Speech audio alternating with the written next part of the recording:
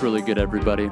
This is Nathan Allbach, and welcome to the podcast where we get into people's stories and go down a bunch of rabbit holes about what's really good in the world. If you're a regular listener of the show, you know I've been saying the past couple months that I'm planning to move the bulk of my content to Twitch starting in September of the year 2019. For any future listeners, I'll still be producing podcast episodes of What's Really Good. They're just going to be way more infrequent from here on out. The reason being that Twitch requires far less production time, and I just don't have the time right now to be producing a podcast, at least at this caliber. It just takes a lot of time to prep for the episodes, to run it and try to get the quality right, and then do post-production tweaking and all that. It's become a lot. And with Twitch, it's just like, the channel's up, it's live, you produce it, and that's it. So yeah, please, if you enjoyed this show, find me on Twitch. The channel's going to be just my name when it's up, Nathan Allbach. So I'll keep you all posted with that. And it'll be similar solo rants and interviews and a lot of the same fun stuff that this podcast has done.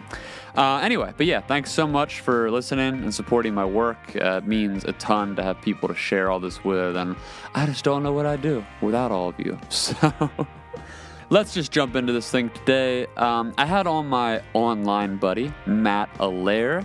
Matt is a podcaster, sports content creator, and online commentator. He's a Twitch streamer, producer, and a bunch of other stuff. Like all millennials.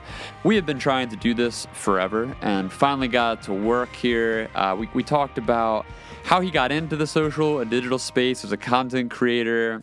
We both ranted a bit about how major sports leagues have been enforcing these DMCA copyright takedowns of people's commentary and content of their clips on social media the past few years, and how that just sucks and just really highlights the divide between new and old sports fans insofar as how they consume content, younger fans consuming online, being used to clipping certain things and then editing them and whatnot, and just how older fans are much more used to cable and watching things traditionally. So yeah, we got into that, what sports culture is like online, a bit on the move to esports and live streaming. Matt also shared a bit about his struggle with anxiety and this rough patch that he went through last year. And yeah, there's a bunch more we got into that I don't need to spoil here. I've got his links in the show notes. He's a great guy, and it was a really fun conversation. So hope you all enjoy it. Now let's get into what's really good.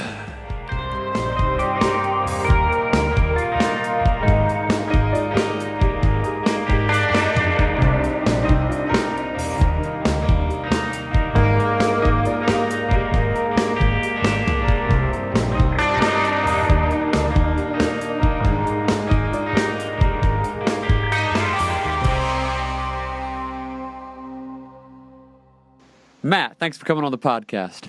I'm happy to be here. How are you doing? I'm good, man. I'm good. It's we were just doing pregame chat, and you, among many other folks that I've had on this show, you're on that 1.5 year waiting list. We've been trying to do this for a long time, and we keep telling each other we were going to do it, and then it never has happened. And now finally we were like, okay, let's set a date, and we finally made it. Dude, life comes at you fast. It really does, especially when you're doing a lot of things at once, as we both are usually. And I feel like it makes me sound like I'm I don't know, I'm a hot shot or some shit with the show. I mean, the show is not this desirable platform where I'm just you'll get on eventually. But it is one of those things where it's a hot commodity right now. People want to be on the pod. Well, it's not just that. I mean, of course it's that. Everybody wants to be on.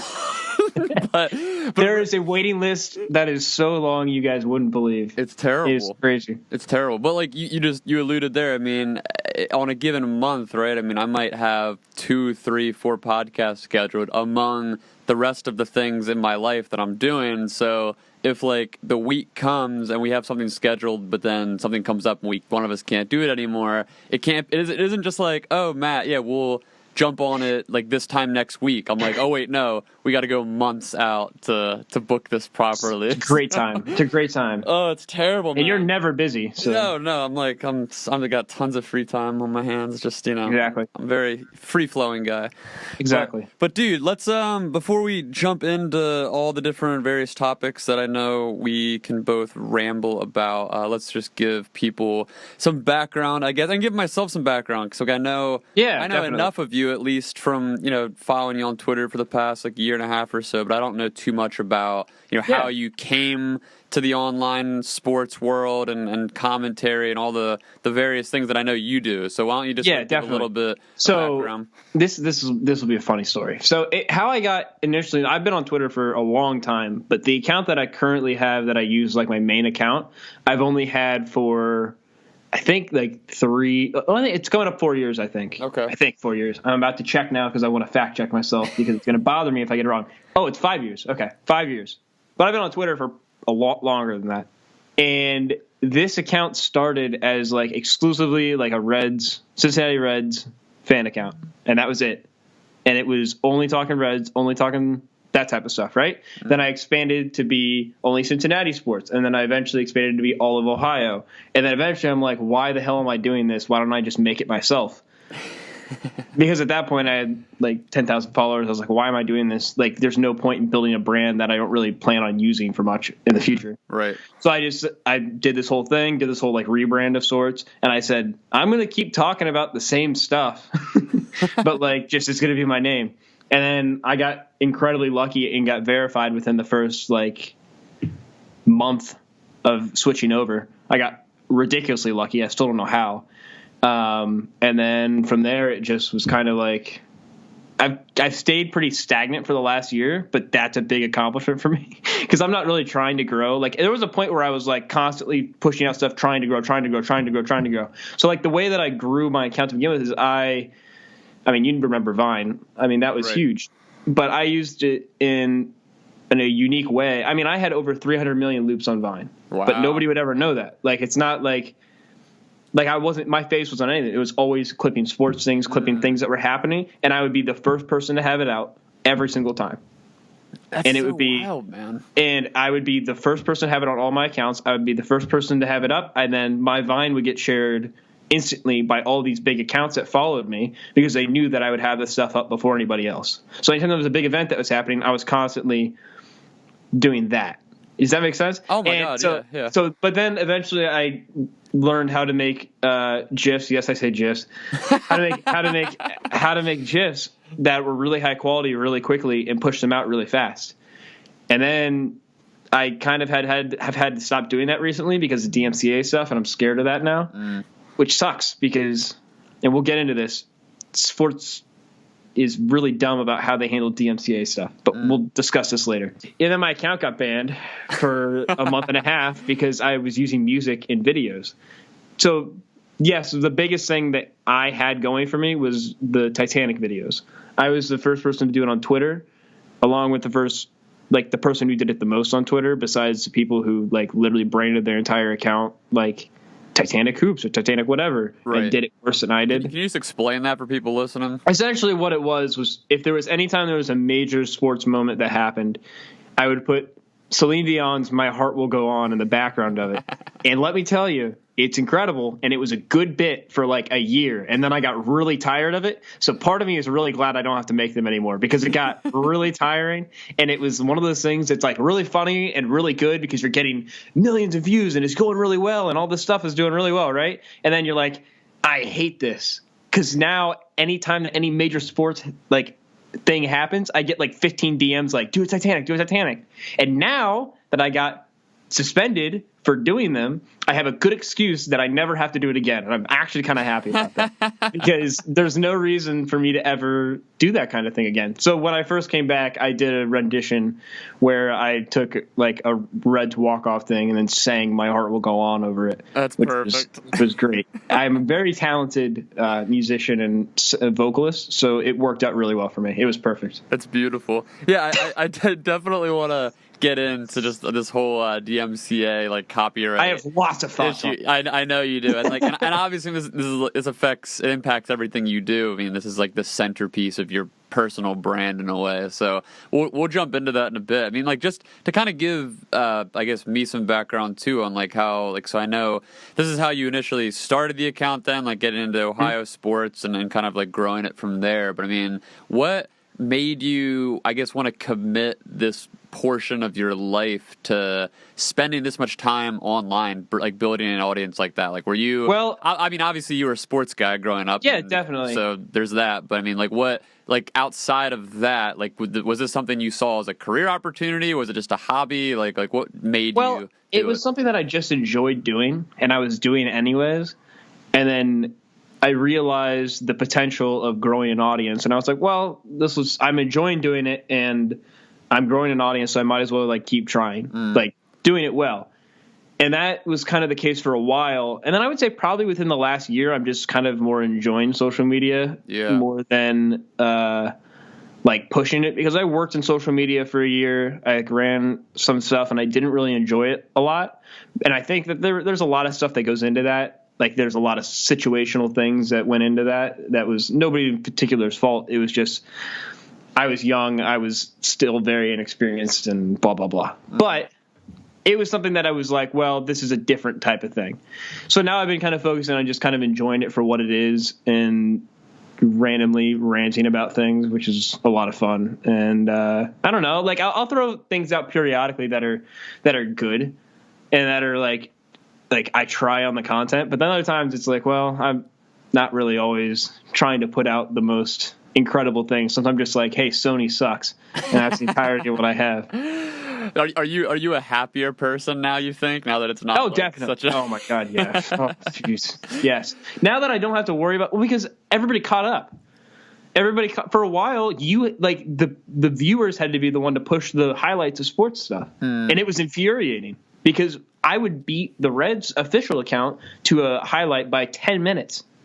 That shouldn't be happening. Right. Like and I voiced that to the Reds social media department, and now I'm like, oh, boy, I can't like say something. But I'm like blacklisted from them interacting with me because they got so mad at me for like beating them to. I was going to say they got. There was mad a lot at of you stuff for that being they better got. than them. Yeah, and it's a whole thing because I'm like friends with some of the people in the department, and I'm friends with some of the people in the Reds, and they're great people.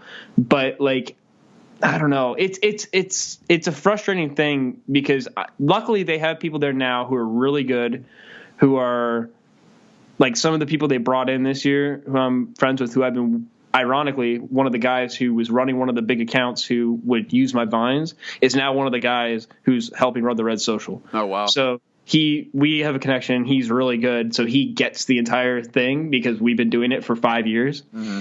And so he gets it, which is really good because now that he's helping to run that, it's able to put out stuff much quicker because he understands how everything functions there. But it's a very interesting relationship. Yeah, I feel like this issue, however you want to frame it, of like the whole copyright, just like centerpiece of everything being on the internet, where it's like open platform, and growing up in the earlier days of being online, obviously there was less restriction, less regulation. You could get away with a lot more than you can get away with now because all these corporations, have entire departments dedicated solely to, not just monitor on personal, like individual levels, but they monitor with algorithms and bots and all that. And it's way tougher to get around. So I mean, like it's kind of a weird paradox. Like for you as a sports fan, and I empathize with this really strongly as a fan of mixed martial arts because MMA particularly as a sport, it's so much more new than all the other sports like football, baseball, soccer, etc. And because of that, I mean, it like from when I was growing up in like 2007, 2008, 2009 or so, I mean, back then it was super difficult to find clips and videos of the fights. You know what I mean? Because like they had like cable deals and all that, but if you were a super fan and you wanted to find the highlights and like find more commentary, there wasn't a lot around. So you had to go to the people like you who, you know, I had to go to the people like you who are just like indie creators and people that are splicing up clips and uploading to Reddit and all these like various web communities, you know, because that was the only way I could get content. So, I mean, it's weird because now the UFC particularly is a partner with ESPN, and there's all these paywalls, and it's really they've cracked down tremendously the past couple of years on copyrighting everything. Like if you take a clip of a fight, any part of a fight on any given night, and you upload it somewhere online, it's a matter of minutes before, you know, some employee. The International Olympic Committee is the same way. Yeah, they're the most the IOC and MMA. Those are the two that are the quickest. And you can't even the Olympics are the Olympics are the fastest one. The Olympics are literally within seconds. I don't understand whatever system they have in place. It's absurd. Like, it's crazy. Yeah, it makes I don't know what it is, but they get it immediately. It's because, I mean, I guess their partnerships and their sponsorship deals and all that are just so beyond probably what most other organizations are, and they have the weird legacy name recognition thing, which is this holier than thou thing. We're the International Olympic Committee. Yeah, we're better than all these other sports leagues. Exactly. But anyway, all that to say though, I mean, from your position, you know, as someone who's a hardcore sports fan, you've been doing this stuff online for years, and like you said, it took a while, but now these kind of corporate entities have caught up to what you do. I mean, how does that? I know you've kind of on a personal level said that you're fine stepping back and kind of just enjoying. Oh my God, I'm so happy about it. But as someone who comes from that background, I'm sure you have plenty of friends like yourself who do similar style content. How do you feel about, I guess, the evolution of that landscape and insofar as, you know, the corporate entities cracking down on independent creators and people like you who really, you know, from a grassroots level, in a way, have built the online digital presence of these sports? Yeah. So what's super interesting about, especially Twitter, I think Twitter is the biggest as far as sharing highlights. Instagram to a certain extent, Facebook not really. Twitter's more instant. Twitter's instant. Yeah. Twitter is, as soon as something happens, it's going to be on Twitter. And every time that someone uses that video on Twitter, it is free advertisement for whatever league. Every single time, for whatever event's going on, it is free advertisement for that league. And what's super interesting is the NBA figured it out almost immediately. I don't know if you know this, but the NBA figured it out almost immediately because I don't know if they've ever issued a DMCA thing. They, in fact, encourage people to take videos of their TVs, to put up highlights. Oh, wow, I didn't know that. Highlights, do stuff like that. They promote it. They have hired people who that's how they got together. The NBA gets it. And the people who are into sports know that because there's a lot of accounts and there's a lot of people who post NBA highlights. And the NBA is, ironically, one of the most popular sports in the United States. And it's the most popular on Twitter. NBA Twitter is easily the biggest Twitter of all the sports. Oh, wow. I didn't know that. It's huge. It's massive. And the NFL is getting better with it, but they're still issuing DMCAs, they're still issuing stuff, but they've also been good for a while about getting clips out quick. So they're not awful. The NHL, I believe, lets you do pretty much whatever. They're similar to the NBA. They recently changed that. They let you do pretty much whatever. MLB is the big one, right? This is the one. These are because I'm a huge baseball fan. It's the one I'm the most interested in, all that stuff. But they're also the ones who for years and years didn't let you post anything that wasn't originally posted by them.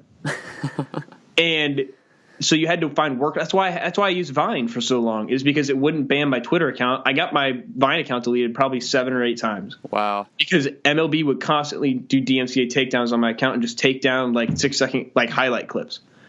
And all it would be is a 1-second loop of something stupid that happened, or a 5-second loop of something that happened, or blah, blah, blah. But it would constantly be getting taken down. And recently, within the last 6 to 7 months, I would say, this season, I haven't seen as much issues with it because last season there's a guy named Pitching Ninja. And what he did is he would make GIFs of every pitcher of oh, here's a great pitch that happened, or here's something super interesting that happened. And MLB teams would actually use his Twitter feed to scout people and to figure out teams. And then MLB DMCA'd his account and got it deleted. What? And everybody was absolutely furious to the point that MLB had to issue an apology. And I think that and I don't have like official word on this, obviously. I'm pretty sure they changed like their entire policy after the pitching ninja situation, because I haven't seen anybody get DMCA'd since that happened. And now he like does stuff for MLB because they realized how valuable he was, and they were like, they just shut it down. Like, but if people don't outcry about that stuff, like that guy's account is just gone. Man, that's insane. And this has been going on for years, and it's weird to me because MLB is by far the least followed sport by young people. And because it's an older game, it's not there's less like action. There's less action. Yeah. Like the NBA is constant stuff happening. The NFL is like hard hitting thing. Like it's the most popular sport. The NHL is like one of the smaller sports, but still like it's like fast paced and fast moving. Baseball's not that at all. Yeah. But when something interesting happens in baseball and you can't clip it and share it, what's the point? Like if all MLB is going to share is like the home runs and stuff, and not this weird thing that happened in the outfield that you can clip and get millions of views on if you're allowed to share it, but you're not always allowed to share it. You know what I mean? Yeah, totally. And so there'll be constantly things like that are happening where it's like, well, if I don't clip this and share it, it's never going to get seen by anybody. But if I post it, then it's going to get deleted, and MLB is going to DMCA strike my account. So it's a constant battle between trying to figure out, okay, I want to post this because A, it benefits me. Not going to lie, like that's part of it. But also it's like, this is a funny thing that happened. It'd be cool as shit to share this with like a lot of people. But you can't do that until like recently. The entire thing is because it's free advertising. Yeah. You want people to be interested in your game. You want people to be interested in whatever you're selling. Whatever you're doing, whatever content you're putting out, you want people to be interested in it. Especially on Twitter where there's no monetization. It's one thing if you're putting it on YouTube and you're monetizing it. Right. I think they have all the right in the world to take that down and do whatever. If they're just ripping things and putting it straight onto a where they're monetizing. Like no fair use addition to it. It's just exactly. Yeah. But if you're just posting it to Twitter, where I'm not making if there's a way to make money off Twitter, I would like to know about it, because as of right now, I don't think there's a way to monetize on Twitter, because I know there's not. And it's so backwards where all these music companies and all these like they're in all these like sports leagues and all these things are just like, no, we don't want our content shared. It's so backwards to me. Like it just doesn't make logical sense as to why you would want that to be the case.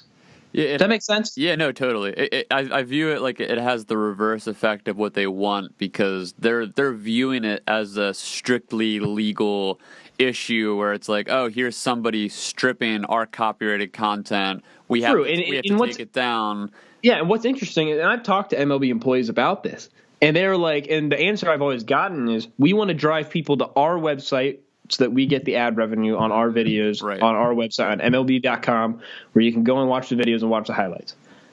So you're sacrificing millions and millions and millions and millions of potential eyes just so you can make like a few bucks on advertising on a website. Yeah, it all. I mean, not that it's like any like chump change or whatever. Like not that they're not making a lot of money off that. I'm sure they are, but you got to think about the potential revenue years down. If you gain a fan just from like if you get a video on Twitter and it has millions of views, if you gain one new fan out of that, you're going to make way more money off them over a lifetime for the next 40, 50 years than you are with, like, you know what I mean? It's like, it doesn't make like, I don't get the entire idea of like, especially on Twitter where it's not monetized, and not like, even Instagram's a little iffy because I don't understand Instagram's monetization. Admittedly, I don't spend a lot of time on Instagram, so I don't understand how their monetization all works.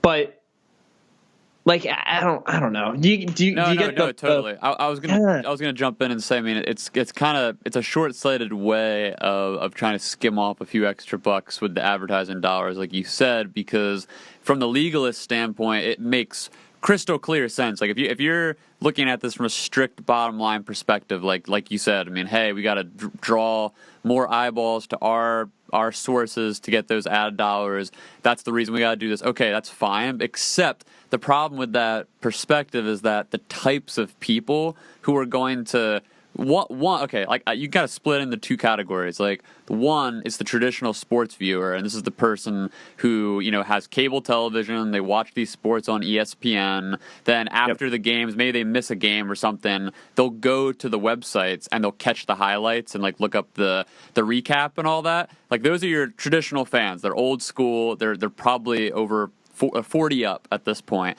Then you have the majority of younger fans, which is like your 40 below fans who I've grown up like you said, watching this stuff via streams and catching these cool clips, and maybe they've watched it on YouTube, Twitch, wherever. I mean, it's just various. They probably grew up watching ESPN, but ever since they got online, they've been finding these deeper sub-communities on places like Reddit or Twitter where they can interact with other fans and clip these interesting parts of the sport. And the thing is that fan, the younger, more online-oriented fan, isn't coming to the sport with the same marketability as an older fan. They're not going to ESPN.com for the highlight recap either way. So that's the weird thing, where I think ESPN is assuming that the market is all the same. All we have to do is control the content, and we're going to get all the eyeballs from the younger people and the older people. But what they're not taking into account is just the fact that, if someone your age is posting this stuff or trying to consume this stuff, and then the next day it's all gone, that doesn't necessarily mean that those younger people are going to go to ESPN.com to find it. Because like you said, a lot of this stuff from the corporate level, it kind of gets repetitive. I mean, okay, you're going to catch up on this MLB game, you're going to see in the highlight the home runs that were hit, the super clean, best play of the game or whatever, but you're not going to catch all the things that might interest you personally as a fan. So or just the actual viral things that can happen. Yeah, exactly. So I mean, I think that's where the big disconnect is between those audiences, and this is across all sports, all media platforms. I mean, it's just the fact that younger people who grew up with the internet, we just have a complete different mindset in terms of our consumption, and we still are willing to put money where we need to in terms of investing into viewing the product and consuming it or whatever, but we're also on top of that wanting this additional thing like you're talking about. It's just such a weird thing to explore as sports move more into a digital world. And we'll get into it in a little bit with Twitch and with esports and everything, because I think they get it more because of where their audience is. Mm-hmm. And it's super interesting to see almost the old guard of sports versus the new group that's coming in. And it's very interesting to me, just as a fan of both, to see how both sides are handling the marketing, the DMCA stuff, all the all the things surrounding that are super interesting to me, because I've been a fan of both, and there's a decent amount of people that are a fan of both. But also, as somebody who understands the marketing side of it and has been sharing highlights for forever, it's fascinating to me, because when you look at how even the NFL, which is the biggest league, one of the biggest leagues in the world, if not the biggest sports league in the world, right? It's from a money standpoint, it's massive. It's huge. The fact that they for a long time just didn't let people share their highlights, just didn't let people do what they want, didn't on Twitter, and didn't let people promote their own sport is just so backwards to me. But then again, they're the biggest one. They can almost afford to. They can almost afford to kind of do that stuff. When you're MLB, you can't afford to do that stuff. When your numbers are constantly dropping, when you're not really gaining a lot of fans, when you're not you can't afford to just say, no, we don't want you. We don't want this to get out there. We want this to come out. That doesn't work. And they've gotten better with some things. I'll give them that. Some of the stuff they do with Cut 4, some of the things they do with Sesame Family Barbecue, some of the things they do are good. And I'm friends with some of those people, and they're great. But there's lots of years to make up for. Yeah. we're kind of lost. I don't know. No, man, it's a highly complex thing that's completely split on the corporate level, where there's just a disconnect between, this traditional consumer base, which, these massive sports corporations have been advertising for the past, half a century or a century in some cases, and now it's just a completely different ball game, and this isn't unique to sports at all. I mean, it's all across all media platforms that we've seen, from like media layoffs and all that, as like new media companies have come in, like your BuzzFeeds of the world, and like your old guard is kind of, and like local journalism's kind of died out, because it's just there's. Barstool at this point is more influential than ESPN is, which is crazy. But that's okay. So that's a good, absolutely. I was gonna ask you about that. I mean, in terms of like kind of revolutionizing this whole online sports space. I mean, was Barstool the first, or was Barstool just kind of like leading? No, Barstool led the charge, and they came in at the perfect time for them to succeed. And I followed them for a while, and I've been following their content for a while. There's some things about it I enjoy. There's other parts I don't. There's some parts I agree with. There's other parts I don't. I just take it for its face value and enjoy it for what the stuff I do enjoy. I have friends who work for the company who are great. I'm not going to badmouth anybody there, but they came in at the perfect time because they're a Boston-based company, right? They came in and they were growing right at the time when all the Boston teams were winning like crazy, which promoted their brand like crazy, which makes the content good. Content's best when your team's winning. Right. And that's exactly what they needed to kind of propel themselves to that next level where they could become like a national, now international brand. Because for a while they were just Boston and just New York, and that was it. And they slowly expanded, and they grew at the perfect time as social media was booming, and gave them this opportunity to become this $100 million like brand. Mm-hmm. And as someone who's seen the back end of everything, and like they're doing well. And it's very interesting to me, especially with how polarizing they are. You know what I mean? Oh yeah, totally. And it's things like the recent union thing, right? That was like the biggest trending thing on Twitter. You know how many times Dave has said stuff like that just to get people riled up? Yep. Literally hundreds of times. He does it simply because he knows that when he says stuff like that, nothing's going to happen. There's no like nobody in the company is going to be like, yeah, let's unionize and actually do this, because it wouldn't make sense, because they enjoy what they do, and they're like, there's issues there, but like you get the point I'm making. Yeah. And he's going to get millions of people riled up online, and he loves that. And it works every single time. Yeah. And it's part of the like what makes it partially entertaining is like, well, here goes Dave again. Like, yeah, you know what I mean? No, it's like it's a super. I mean, and this is not to draw like a tit for tat parallel, but I mean it's a very similar strategy to Trump or Logan and Jake Paul. It's like it's the provocateur strategy, Definitely. Just to be like, hey, I'm going to say what I want, do what I want, and no matter what the sort of like polite corporate media thinks about that, I mean, there's a contingency of the population who likes people and companies who just don't really give a shit about what the status quo is. So it's like, even if they don't agree with it necessarily, it's like, ooh, this is kind of fun. Like here's like this big sports guy or whatever personality, like going up against everybody. I will say this: it is pretty impressive how apolitical Barstool has been for the most part. Like, it's pretty remarkable because. What's funny and what most people don't really realize is that the majority of the people in that in the office like lean left like crazy, but you would never guess that because of the kind of the portrayal and then like how people portray them. It's super interesting, and again they stay apolitical for like almost always, and that's on purpose. I was gonna say, I mean, they kind of they fall into a similar boat as the entire loose sphere of comedians like Joe Rogan, Bill Burr. It's kind of that weird amorphous space where it's like a lot of these guys, when you press them, like if they're on like a late night show like Conan or Jimmy Kimmel or something like that, they're gonna dress up, poke a little fun or do whatever. That they're not like.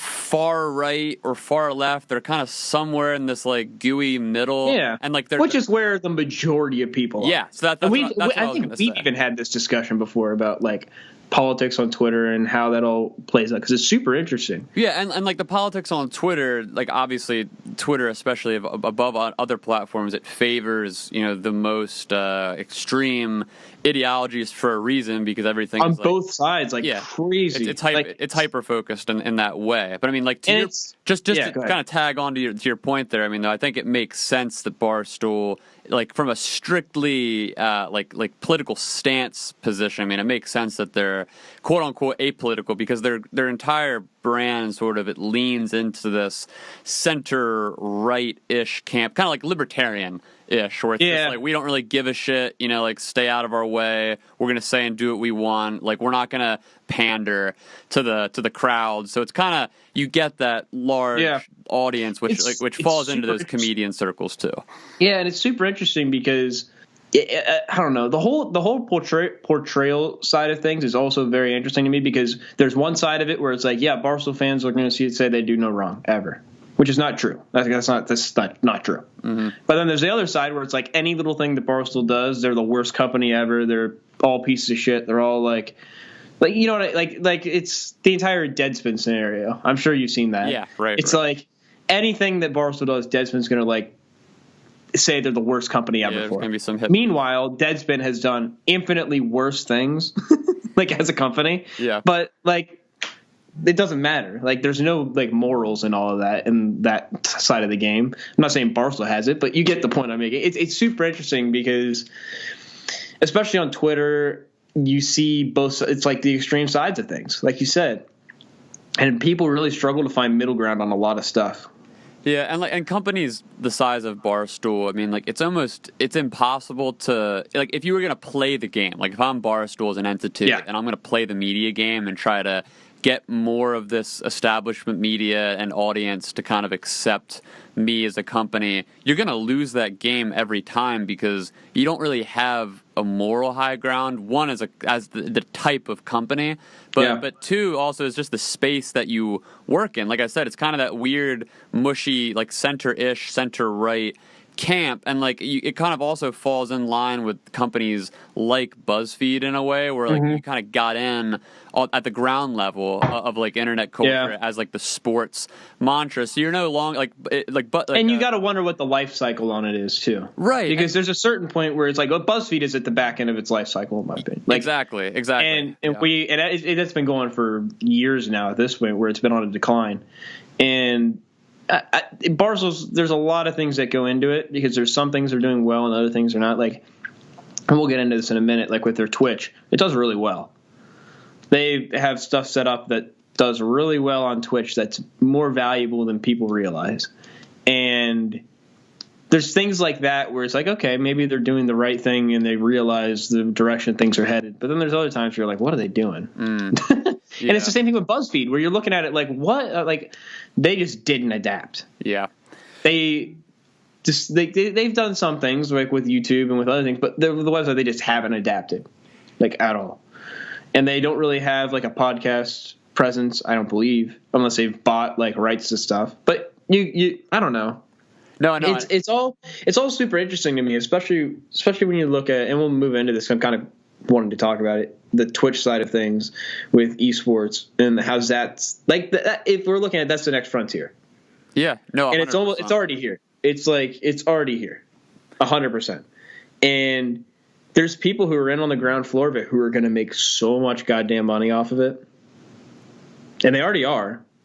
But like, if you think like what Ninja and those guys are making right now is crazy, if you wait like 5 years, it's going to be absolutely absurd. Well, I was going to say, like, we're kind of on the precipice of the next massive media conglomerate situation with online media sources, because like now, if you look back at the start of a company like Barstool around that time period, it was before there were really established online media presences from a lot of these corporations and figures like Ninja or PewDiePie. Like, they just weren't around at that point. Like, there weren't like these centralized megastars that could draw millions of people and earn millions of dollars at the national and international level. But now, very few people like that. But now they're countless. There's like thousands, if not tens of thousands of stars that are like that. So what happens? Literal stars. Yeah. So now, like, the next phase is as these people are all making their money and these corporations are kind of, like you mentioned, like the sort of inevitable life cycle of all these digital companies. Like, who knows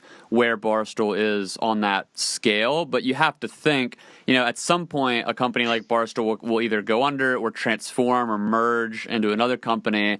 And eventually, a big company will start to buy all these talented streamers and YouTubers, and then they'll become these new conglomerates where they're competing with each other on these streaming platforms. Yeah, and so, like, when you look at, like, this kind of goes back a minute, but, like, with SB Nation. I know, are you familiar at all with SB Nation? A bit. I don't follow, I know what it is. I don't follow the... So it used to be the place to go for sports content on the internet. Mm-hmm. It has, like, it's fallen off completely. Yeah. And there's some people there who are still good and still put out good stuff. But it used to be like you were visiting that site daily and they were putting out good things and it was funny and it was well produced and it was well put together and all that stuff. And now just people don't care. Yeah. And it was only like 2-3 years ago where they were like top of their game, doing really well, growing consistently. Now I think they've been stuck at like, I'm going to check something really fast because I'm curious where they're at now. Yeah, because they were like... They were growing like on the social blade like crazy. I was going to say... They've been sitting at 300,000 Twitter followers for probably 2 years. Because like similar to Barstool, I mean, they were one of those kind of emergent blogger sports companies or whatever that came out like all at the precipice of the internet movement, essentially. Yeah, it's a similar thing. And it's really interesting looking at kind of their stagnant growth almost, because it used to be such a like massive company. Like if you just go to like their social blade right now, they've only like gross gained 700 followers this month. That's insane. That's nuts. Yeah, that's absurd. That's dead in the water. And like that's what everything is at this point. Right. And it's super. I don't know. It's super interesting, kind of looking at how those all there's tons of those companies, like you said. They're all over the place. And now, like you said, when you look at Twitch and esports orgs and all these things that are happening, there's going to be companies who are going to be trying to get in, and it's going to be like too late. Because anybody who's already if you're not already in, you're too late. Right.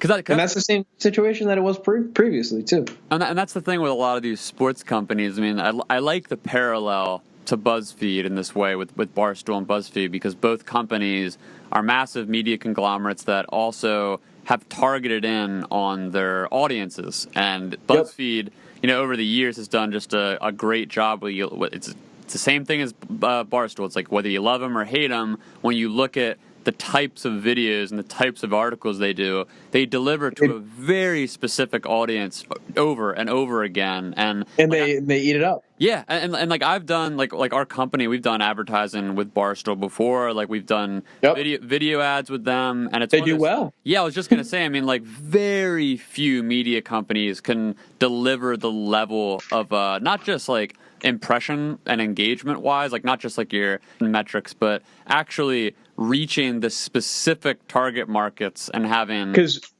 Barstool hits a market that's almost impossible to hit, which is it's nowhere else. Like there's no which is the 17 to 30-year-old male. Yeah. Do you know how difficult? It's a nearly impossible group of people to reach. Like there's no and they've nailed it. Company that can like at the same rate with the same reach. Like it's not like they are the company if you're trying to reach 17 to 30-year-old men. They are the company. That's it. I remember having these conversations at work because, like, I'm not a huge fan of Barstool. Yeah. And similar to you, I mean, like, I know, like, Ellie Schnitt, who's got her whole podcast situation with them. She's great. Like, I know a few people that work there, and, like, nothing against the people that work there. Obviously, there's some great people. But as a company, like, I'm not a fan of a lot of the, like, the practices. Yeah, exactly. Yeah, totally. Nothing against it. Totally. And, like, I think it's like when I brought this up at work, it was one of those things where we were, like, going back and forth, and it's like there's really no option. Like, it's either advertise with them or you're going to have to start dispersing smaller ad campaigns to smaller media companies, and you're probably not going to get close to the same return because they just have that entire market cornered. It's brilliant. Yeah. It's a crazy. So, like, why don't you just, like, you can use that as a bridge, I guess, to kind of jump into, like, their Twitch and, like, how you feel about that whole space. So, what's super interesting when you're looking at Twitch and you're looking at the entire live streaming, like, next thing, that's what's next. Live streaming and Twitch and whatever's after Twitch. I don't think Twitch is the end-all, be-all to, like, but because Twitch is the place to go right now. Right. But they also just lost their biggest asset in Ninja, which was a huge story, where they couldn't even maintain their main asset, their biggest asset that they have, which is crazy. Yeah, especially because Amazon owns them. It's like, what are you doing, guys? You know how much Microsoft. I mean, they probably paid no joke, probably 9 figures. Yeah, that's not an exaggeration. They probably paid 9 figures, and it's probably going to pay off for them because in the long run, if you can get people over to your platform and all this stuff, I'm getting into the weeds. Anyways, no, the point I'm making, you're good. The point that I'm making as far as Twitch goes is that's where the eyes are. People aren't going to be watching. I don't watch sports nearly as much as I used to because I find other things more interesting or more entertaining for me. Mm-hmm. There's sometimes where I'll end up watching like a Rocket League event or an Overwatch event instead of watching the Reds game. It happens a lot. Yeah. Because it's more interesting to me and it's better produced, it's more interactive, it's like, and that's where all the younger audience is. Yeah. And once advertisers can recognize how valuable that is, it's about to become one of the most profitable things on the planet. It already is to a certain extent, but there's still a lot of things that need to fall into place. A lot of that goes into kind of the stigma of the entire thing. Yeah, it has to kind of get mainstreamed a bit more. Like it's getting there. Yeah. It's getting there. It's not there yet, but it's getting there, especially with the entire Fortnite World Cup thing where it's like, hey, this kid made $3 million. I mean, he deserves it. Yeah, I'll tell you that. Yeah, absolutely. He's absurdly talented and the best in the world, but still, like, that's a crazy amount of money. And when you tell that to people, it's kind of hard to ignore. It's like a similar boat to where PewDiePie was years ago, where people were like, "Who's this guy? Like, why is he making millions of dollars?" But now it's like it makes sense and everybody kind of gets it. Because he's bringing the eyes. Yeah. And that's what people want to watch. And then people are like, how is this kid making $3 million in 1 weekend of Fortnite? Well, it's because that's what everybody's watching. There were over 3 million concurrent viewers watching that. Well, that's crazy. Yeah. That's absurd. And that's concurrent. Within the first 13 hours of that full video being posted on YouTube, had 14 million views. Yeah, it's insane. That's absurd. It's like, yeah, it just topples any kind of cable network or anything. Yeah. Yeah, there's nothing else that can compare to that. And they're like, well, Tiger Woods made less at the Masters than this kid did playing Fortnite. Well, yeah, not as many people watch the Masters. Exactly. It's like just simple like economics. Like it's such a, but people don't get the stigma. Like you see all the clips on Twitter where people are like, well, these kids playing video games and living in their mom's basement. It's like, I don't think like, and they're like, oh, they turned it to a real job and all that like type of stuff. They treat it like a job. Like, yeah. Have you seen what the paydays that these kids are getting? I have friends who make all their living off of Twitch. Right. Who just stream and they make more than enough to live off of. And they're not even like some of the best players in the world. They're just entertaining. They're good, and people want to watch them. They build a community, right? Mm-hmm. And I'm working towards something of that sort on Twitch. It's not huge, but it's getting there.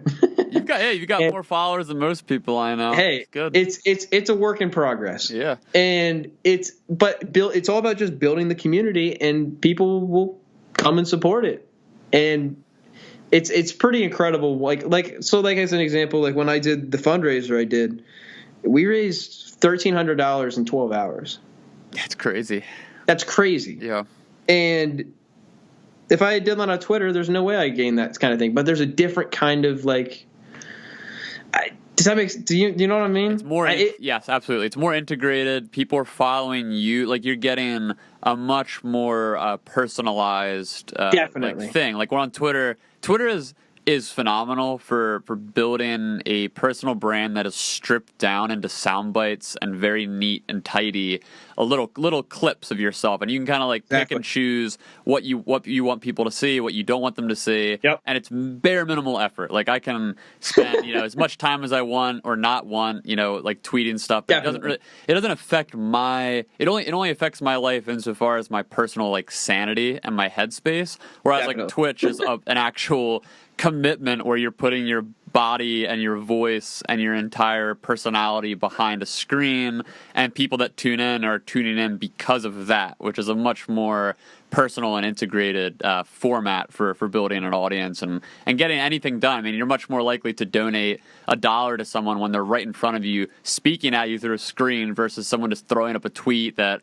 anyone could do and just be like, hey, trying to raise money for this, would love some support. Like, no one's seeing you and you're not seeing them in any kind of personal way, so it's just a lot more disconnected. Yeah, it's super it's super hard to explain to people too, because I'm like, oh yeah, I'm making like a few $100 on Twitch, and I have to try to explain it to my dad, who has 3 business degrees and does supply chain for a living. He's like, why are people giving you money? like that, like that's like, and it's hard to answer that. Yeah, because I don't have a good answer. Right. And it's I don't know. It's one of those things where I am really interested to see how the next 3 to 4 years go with it, because it's either going to turn into the biggest industry in the world, which I think is the direction it's headed in, or it's going to end up shooting itself in the foot and not being as big as it could be. And I think it's headed in the right direction, but it's going to be just one of those things that I am curious to see how it plays out. And I want to be on the cutting edge of it because it's where the next thing is, and it's not going to be going away anytime soon. Yeah, I was going to say, I mean, it's a lot more, it's a tougher sell than YouTube per se, like when YouTube was first getting started. Definitely. Because YouTube was just seen as like, here's an alternative video platform. I mean, you could parallel it to television or whatever else. I mean, it was just like, here, upload your videos, and it's very cut and dry. Whereas Twitch is like, it's changing the entire paradigm of what it means to consume entertainment, because now we're not just producing video content, uploading it, and then people enjoy it in their free time whenever. Like now it's a live experience that people are cutting out time of their day, which is precious time. Like you alluded to this before. Like I wanted to chime in. I forgot I was gonna say this earlier, man. You mentioned how, as you've gotten older, it's become a lot more difficult for you to keep up with all these different sports, and there's all these different programs, and it's like you're a microcosm of the broader trend, which is just the fact that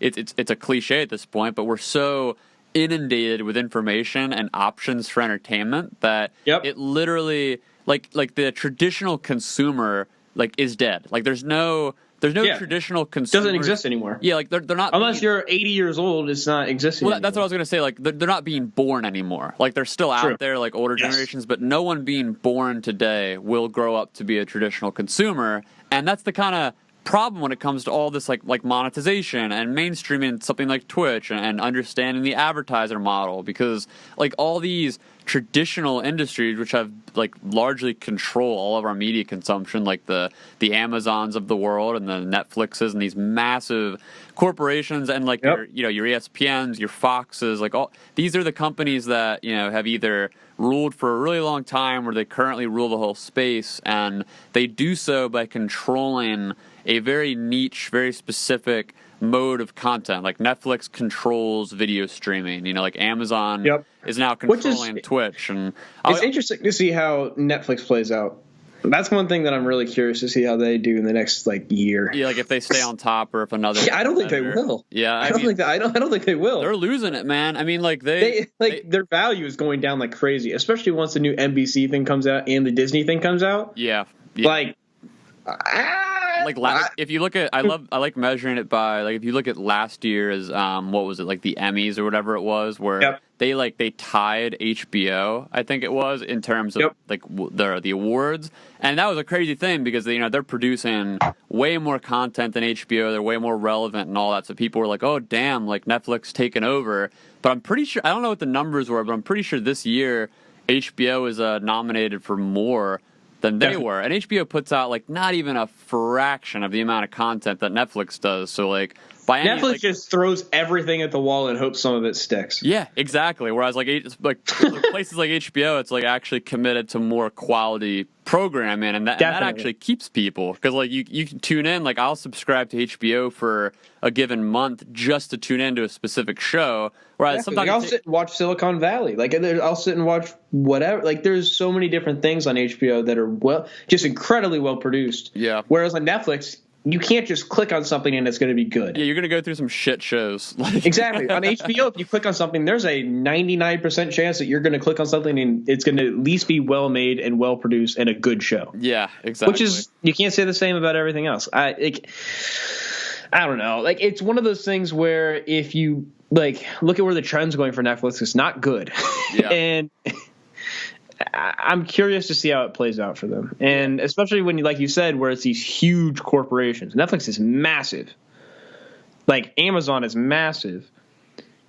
Like there's all the little players. Eventually, you're going to start to kind of like either A, chip into that, or B, the other big players are going to be like, well, we don't want to be left out of this. So now Disney's like, well, we'll just do our own thing. We don't need you. Right. It's like as soon as they smell blood, they just jump in. Well, we don't need Netflix in order to distribute our content. Why are we letting them do this when we could be making billions of dollars off of it? Yeah. And NBC's like, wait a minute, why are we doing this? The Office is the most popular show in the world. Why are we like letting them do this? This is bullshit. Dude, when Netflix loses The Office, it's going to be very interesting. They're going to lose a lot of people. And I enjoy The Office as a show. I hold the thought that it's been beaten into the ground to the point that I don't enjoy it as much anymore. Yeah.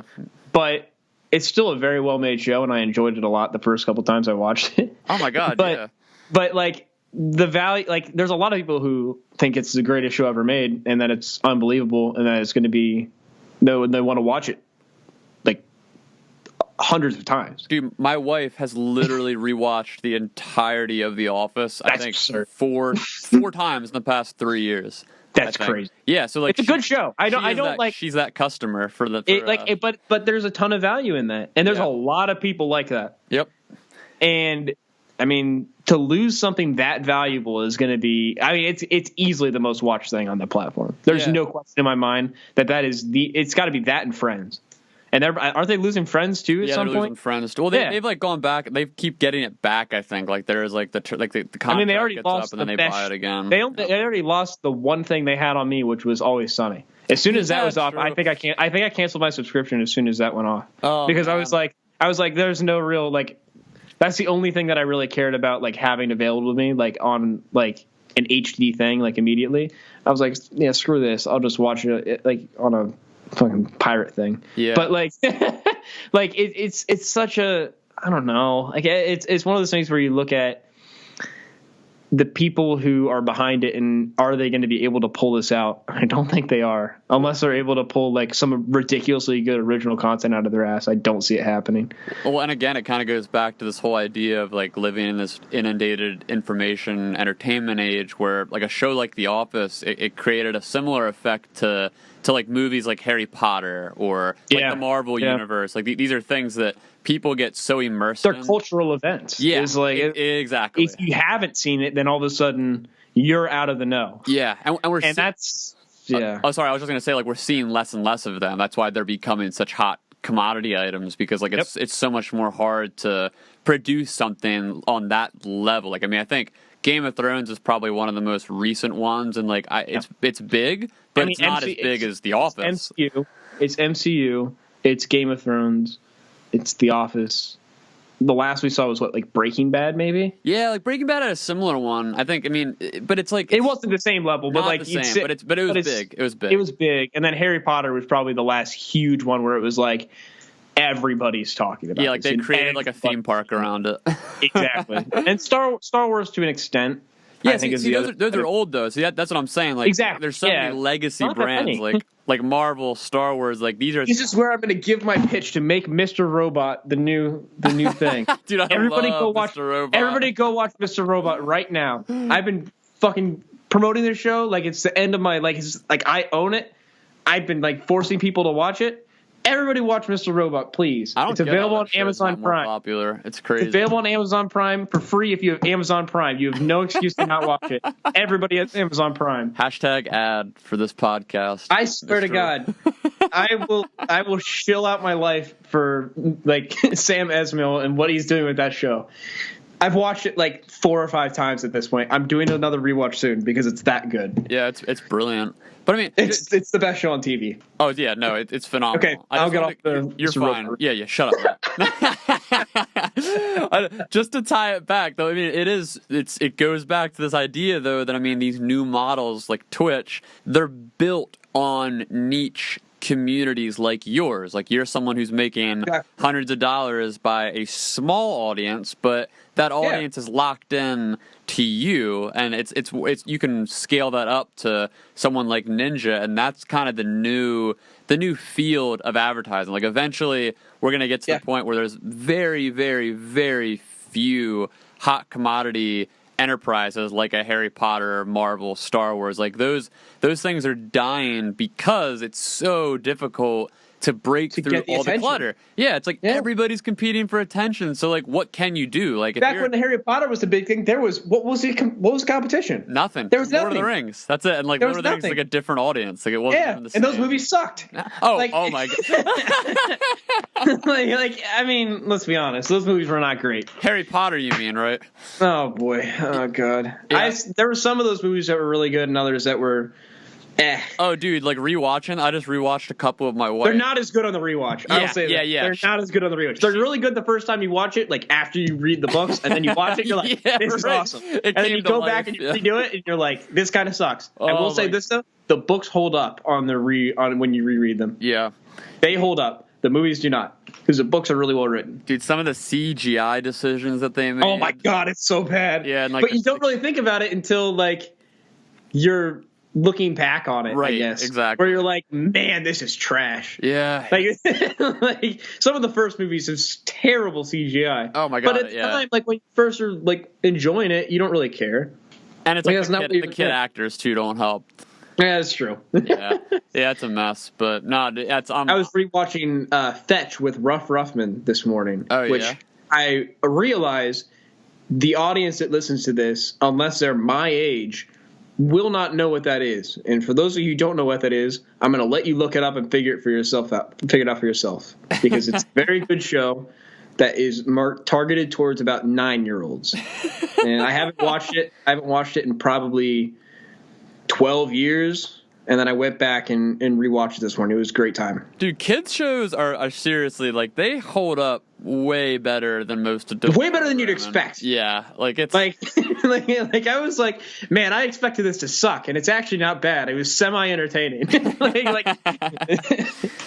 Yeah, it's weird. It has like it's dual. It's because kids shows have a dual life cycle. Like they have like the life cycle of watching it as a kid and then watching it as an adult with kids, and you absorb the different life lessons, and you get to be like, oh yeah, that thing in Hey Arnold or SpongeBob where I just laughed at the absurdity of it as a kid. Now I see like what it was trying to teach me in a way, and that's like a really cool like multi-layer. Those shows are way smarter than we give them any credit for. Oh my god, yeah, absolutely. The writing on those are unbelievable. It's awesome, and it's like and I actually think this is a good tie into what you're saying earlier as far as like those huge brands, I guess is a good way to put it, like with The Office and MCU and all that. It's like Pokemon is maybe the biggest brand ever to exist, just for the sake of the international vibe and how big it was for so long, and the fact that it's still relevant today to the point that they can put out a movie and make hundreds of millions of dollars. Think about how crazy that is. Yeah, it's insane. And then they put out a game, and it's the big. Remember when Pokemon Go was the biggest thing in the world for like 6 months? Yep. Dude, that was 6 months. I miss those days. That was a simpler time. That was crazy. The fact that held the attention of people for that long. like we don't fully recognize how crazy it is that lasted as long as it did. I still can't believe that Pokemon Go was the most popular thing in the world for that long. That's crazy to me. Well, it also tapped in. I mean, it was like the perfect storm where not only was it that sort of what do you call it, like the first person thing for a game for your iPhone where it was actually like it was the first ARG type thing. That's what the ARG. Yeah, it was that and Pokemon. Where it was like, hey, you want to play the game? You got to go somewhere. And you're like, this is cool as shit. Yep. I'm going to go do that. and everybody was doing it. I remember going to like a park and there were like hundreds of people there. Yep. And I'm like, what the hell is going on here? Because it's like, oh, there's a gym here. Like, do you realize how crazy that is? Like, what on earth? Like, what were we doing? B, it was cool because everybody was there for like the same reason. And it was like one of those like kind of unique things that you don't always like get. And I like Pokemon Go is the first thing to kind of tap into that on like a massive scale. Mm-hmm. And it's only going to get bigger. Like Pokemon Go is just like the first thing. Man, I hope something bigger. Oh, it's going to, I mean, there's going to be like inevitably. There's going to be, simply because of how popular that was, there's going to be something where it's like the next thing that ends up being huge, and it's going to be something similar to that. Yep. Just because the value, I mean, there's so much money to be made there. A bunch of like mega brain slaves in Silicon Valley are just every day slaving away to like their corporate overlords, trying to come up with the next big thing that's going to take over like that, dude. Because it was an insane. I mean, like it was literally like millions of depressed millennials coming out of their house for the first time to like walk around and like feel the sunlight while they're doing something with other people, and it just everybody was posting about it online. Like, what is happening? Like, this is the first time I've seen people in my town outside.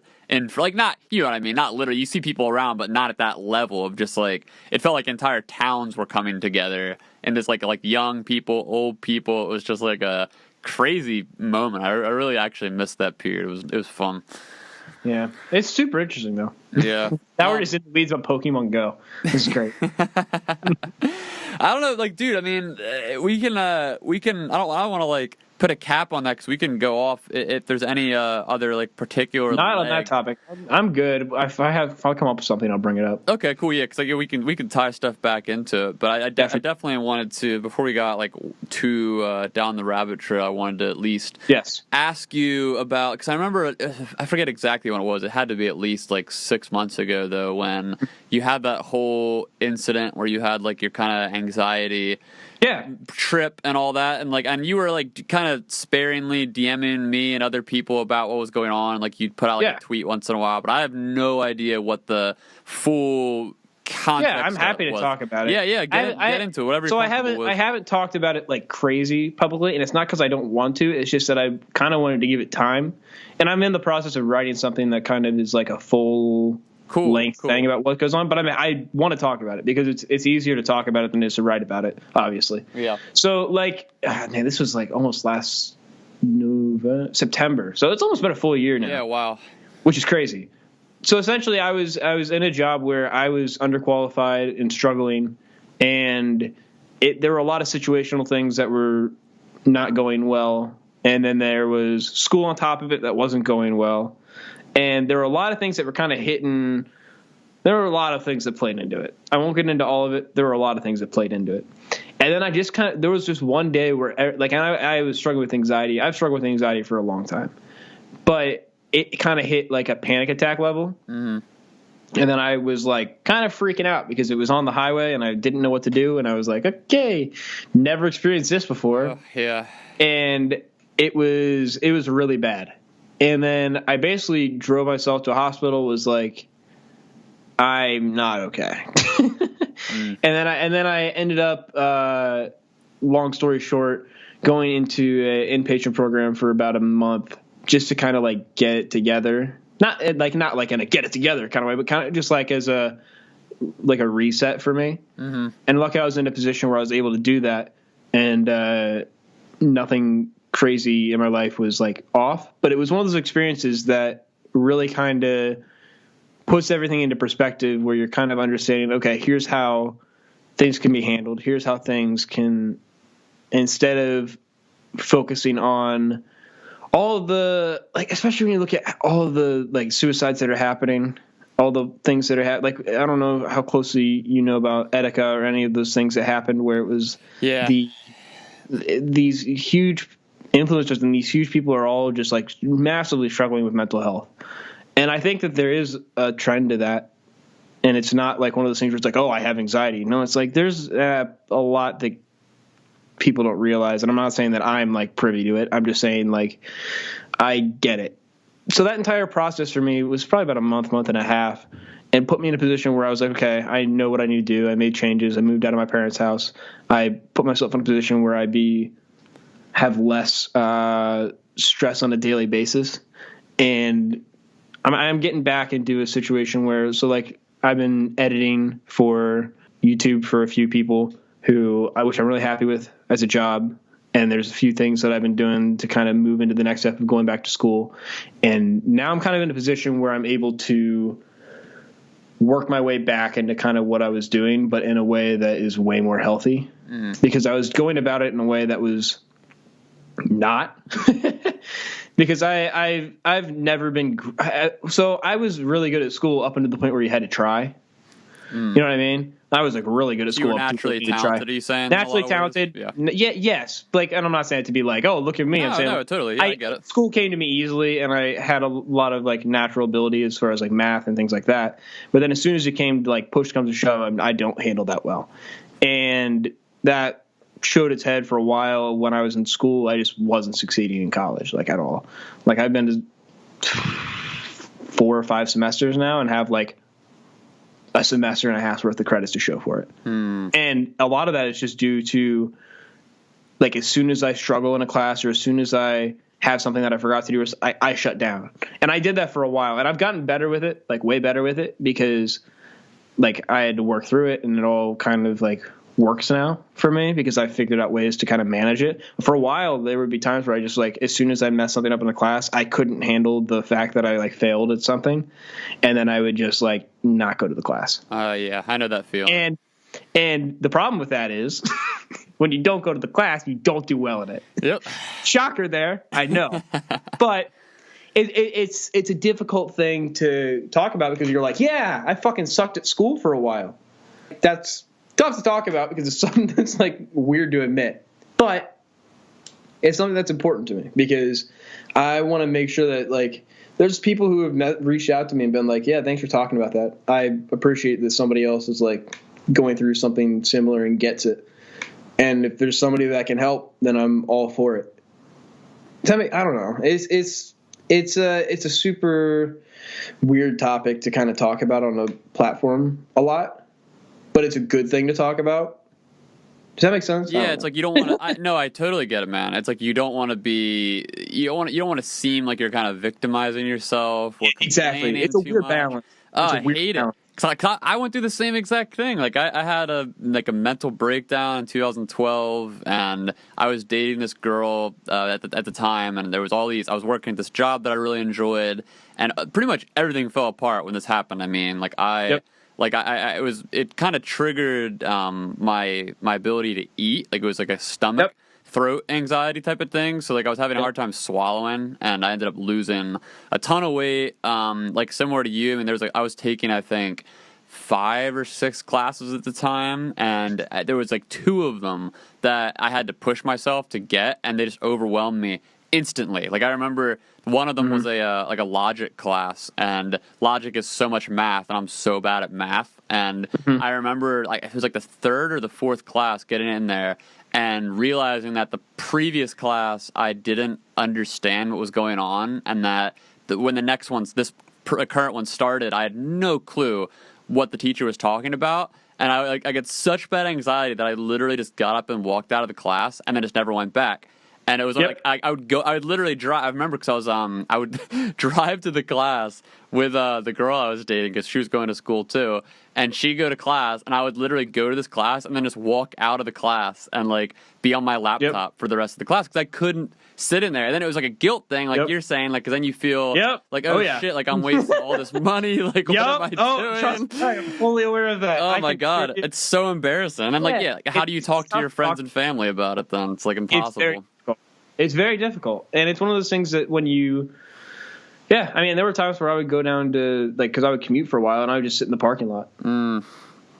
Like, because I was like, I can't, like, handle this. Like, and I would know that, and it sucked because you hate that feeling. Yeah. It's not something that some people are like, oh, like, you're skipping class. It's not an enjoyable thing to do. It's not something where I feel good doing it, especially since, like, it's my money. Like, I'm spending a ton of money on, like, nothing. And that's a tough thing.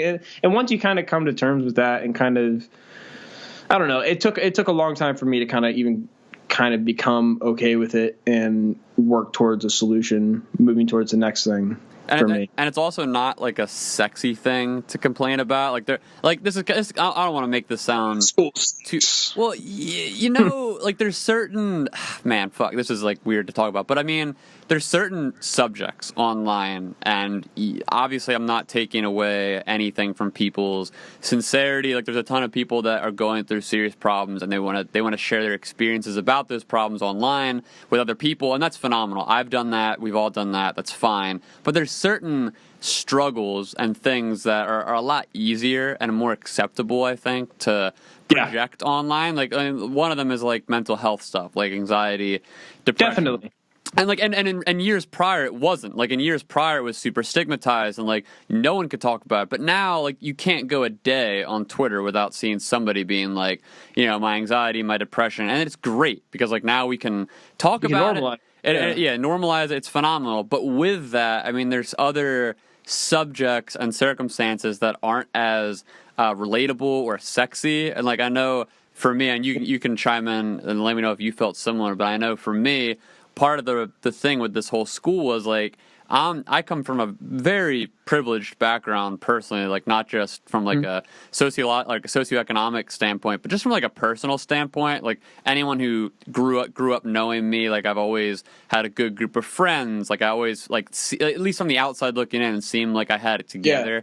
You know, like I was friends with a lot of like addicts growing up, and it was just funny because it was a constant like mirror comparison where like the people that knew me would like look at me in comparison to like my like drug addict friends, and they'd be like, oh, like Nathan's got it all together. And it was like this weird thing where then it's like kind of puts you on this like social pedestal. So for something like school, like when I was having my panic disorder and like I was literally I had to drop out of 2 classes, I think it was, where I just like took the F because it was like past the time where you could withdraw or whatever, and I just like was too like out of my mind to go through the right processes. So like when I did that and messed up that bad, I mean, I was so guilty about it because it's one of those things where in my mind, like I'm thinking, oh, it would be so great if I could just be honest with my friends and family about this and be able to talk about it without feeling embarrassed. But there was this weird stigma there that's like, oh, he's this like privileged guy who's got it all going on. Like what could possibly be his excuse to letting that happen? Like there's so many people out there who would kill for an opportunity, you know, to go to school or be doing what he's doing. Like what is his right to complain in a way? And at least that was like in the mindset of myself at the time. Like I look back at that now and I'm like, okay, that was kind of dumb to think. But I mean, like that societal pressure is real. Like even if it is just like Definitely. A social thing, like it's absolutely like it manifests in a real way when you're someone in like a specific circumstance trying to express yourself, and you already know how other people judge similar people in those circumstances. So you're kind of like, oh shit, like what is okay for me to express or not express in this situation? So like I don't know if you felt similar at all. There was like a terrible mental time for me to be in. No, yeah, I know what you're saying, definitely. Because I have a similar situation where I had a good group of friends. I had a family that was well off and had a stable home and all that kind of stuff. So it is one of those things where you're kind of like, I get what you're saying, 100%. Yeah.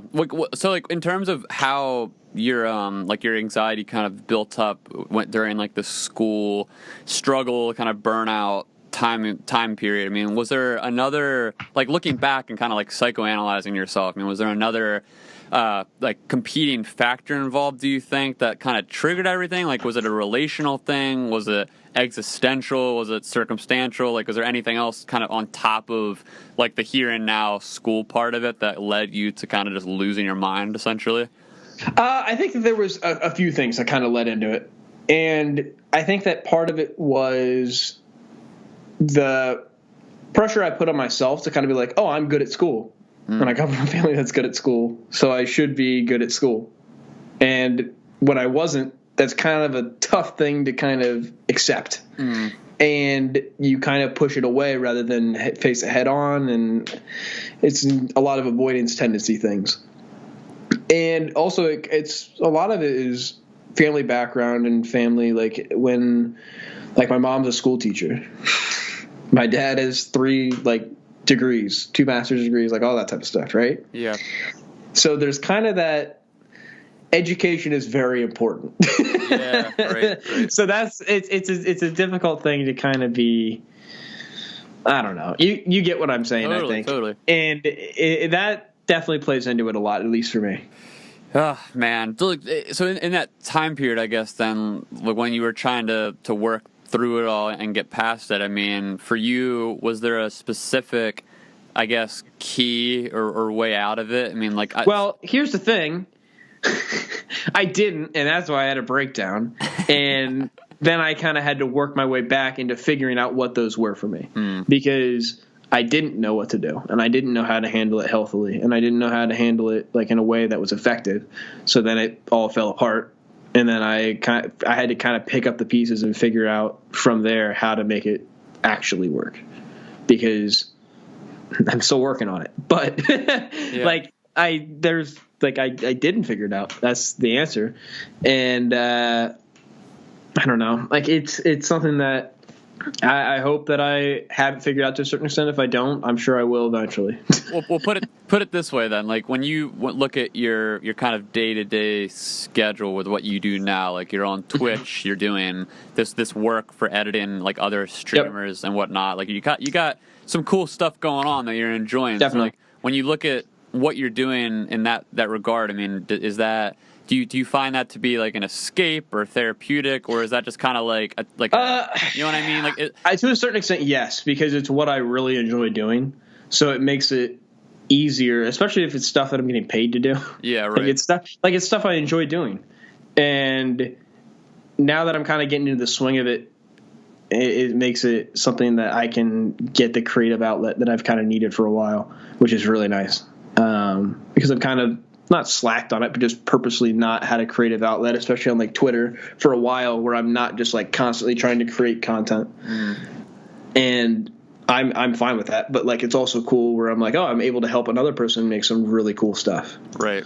And that's a unique thing that I'm glad I'm able to be a part of, honestly. But it's more I guess, so you're saying it kind of feels more like it's enjoyable, but it's not seen as I don't know how to frame this. I mean, you can kind of categorize it in 2 ways. I mean, I like to think of there's certain things that I could do, because I still I struggle with the residual effects of anxiety, depression, and all that. Definitely. I feel it. It doesn't just go away. Yeah. Yeah. It never really just disappears. But you can kind of get to points of your life where it's either under more control, or it's better, or it's worse. So, for me right now, it's definitely better. But there are certain things that if I don't take care of them, it'll just come back really quick. I have to, for me personally, there's things like working out and meditating and getting outside and actually oddly enough for me, one of them is doing work, but it has that weird backlash effect where if I'm working too much, then it can lead to an anxiety attack like that, because if I'm too deep in what I'm doing and using it as pure escapism, then like when you come back to reality, it's like, oh man, like it's like a big drop of just existential dread. But other times, for sure. but other times it can be a good focus to kind of like keep my head straight and keep me going. So I mean, like insofar as like whatever tools you've been able to muster together, I mean, like, do you have anything in specific that helps keep you on track, or are you more just kind of like going day to day and then the things that are kind of like therapeutic? So like it's more just like knowing how to handle it if I do get overwhelmed, I guess, is how I handle it, which may not be the best way to do it, but it is kind of how I do it at this point, because I'm not an overly organized person, like by nature. I more like just kind of go with what I am working on at the time, focus on that, and then move to the next thing. I don't really like plan out days or plan out stuff or any of those type of things, which is not a great quality, but like it's something I'm working on. And so basically I just kind of know, okay, I'm struggling right now, step away for a little bit, go do something else, like go outside, go do whatever, go do something other than work on trying to bang your head into a wall working on the same thing. And that's like a big thing for me, is like knowing when to walk away, I guess, is a very important thing for me personally, because I can get obsessive about working on things, and then I spend 8 hours on something that should take 2 hours. Yeah. And that's something that's like difficult for me. So I don't know. That's if I have an answer, it's probably like just knowing when to be able to like switch gears. Yeah. Because that's not always the easiest thing. Oh man, and it sucks too, because I mean, you can only, I don't know, like it's one of those things where I think for people who either don't have anxiety or never have, or maybe they've gotten past it, there's a certain level of understanding like your own personal toolbox, I guess, of like how you personally work through things, and that toolbox almost always looks different for everybody. Like there's certain kind of fundamentals you can throw around, like, try to eat healthy food, try to exercise, try to get a regular amount of sleep every night. Like there's the kind of fundamentals, but then like once you get past the fundamentals, and many people who do get past them still struggle with anxiety, depression, whatever, it gets really difficult to pin down like what are the tools that are going to help kind of get you through this thing. And it sucks because like there's not in like an equal footing of access for people. Like I know it took me like in the years past, I mean, I went to probably 4 different therapists and like counselors who were like just to try to help me through the anxiety, depression stuff. And that was like my first impression of that entire industry or field, whatever. And yep. I can relate to that. Yeah, and I got a terrible impression. Like I was just like, same. I felt like it wasn't until my most recent therapist that I really was like, oh, this can be helpful. Oh my god, dude! Holy shit! Yes, this is great. Well, that's literally what I was gonna say. Like if I'd given up, I guess after those first few years, I mean that would have really screwed my entire perception of the industry over, because I went into those sessions like I'd vent what I was feeling and thinking, and the therapist would just like nod, take notes, and then be like, yeah, you seem to like, get it. Like you seem to have a good grasp on the situation. And I'm like, okay, that's like a good, I guess, initial analysis, but like, what do we do now? Like, what are the next steps? And like, and this most recent one that I had is just so phenomenal. And he literally, like, my wife and I joke all the time that like he actually like saved our marriage, because like we. Prior to getting married, we had this like blowout fight, like about. It's always a good thing. Yeah, yes. It was great. Like a year or so before we got married, and it was horrible. It was like an accumulation of like a ton of like, got buried issues, like between like our. That's always good. Yeah, it is kind of all. It all. Remember this thing from 2006? Yep, it all. I don't know you yet. Well, you tapped into it, and we went to this guy, and it was just he literally like we did individual sessions and then like together with him, and it was just he's asked all the right questions, and it was phenomenal. And it sucks because, where he lives, it's kind of like remote. Like it's kind of a hike for us, like let alone a lot of the people that we know. And it always gets me thinking, like when other people come to me with stuff of like whether it's anxiety, depression, panic disorder, whatever it might be, and they're like, oh, what do you do? And then my first thought is, okay, well, outside of the basics like I laid out before, you want to find a good therapist and a good support group of friends. Like those are 2 of the most important things in my view, like having a loving group of people that you can talk to about stuff and they can kind of be there, and then also someone to actually walk you through what you're going through. And every time I'm struck with the hard reality that for most people, those aren't readily available resources in like any capacity. Like most people, they, especially like the older you get, it gets harder to maintain really intimate relationships with people, and like, and also just have the resources to know like where do you even start with finding the right therapist. I mean, like that entire process is like a hell cycle unless you know the right people, the right connects, the right references, and all that. And man, it sucks having to talk to so many people struggling with this stuff, and just knowing, you know, so much of it is it comes down to luck. Like literally just like being lucky enough to be in a certain circumstance, a certain geography where you have access to the right people in a way to help you through it. Because I mean, if you don't, I mean, that's like a huge, you know, strike against you in like and actually getting past it. Because like you said, it's not something that just goes away. So like the only way to manage it in a productive and like ongoing way that where you're actually getting like incrementally better is to have those support bases in place, and it just sucks because it's not easy to find them in the first place. Yeah, I strongly agree with pretty much everything you said. And what's really, I'm trying to think of a good way to put it. A lot of people discount therapy almost immediately because they have a bad experience with the first time they go. Mm-hmm. And then they try again, and it's not great. And they try again, and it's not great. And then all of a sudden, they're like, why do people go to therapy? That's just useless. Yeah, yeah. And, I mean, sometimes you just don't find the right fit until it's too late. It took me until I went to my first, like, male therapist and sat down with him and talked to him. Like, holy shit, this is, like, great. Because every therapist up to that point had been female. And for some people, that works. Like, I'm not saying it doesn't. No, like, I get it. That's the point. Totally, but it took until I was, like, there. I was like, oh, he gets it. Yeah. And he's not trying to like force something on me or do it. Like, I was like, oh, this is great. I'm a fan of this. And then I'm like, I'm going to keep doing this. And it's been good. I think that, like, I don't know. It's something that's super interesting when you see people talk about therapy and how that's handled online. It's become a lot less stigmatized in the last probably 3 to 4 years, but it used like way less, but still.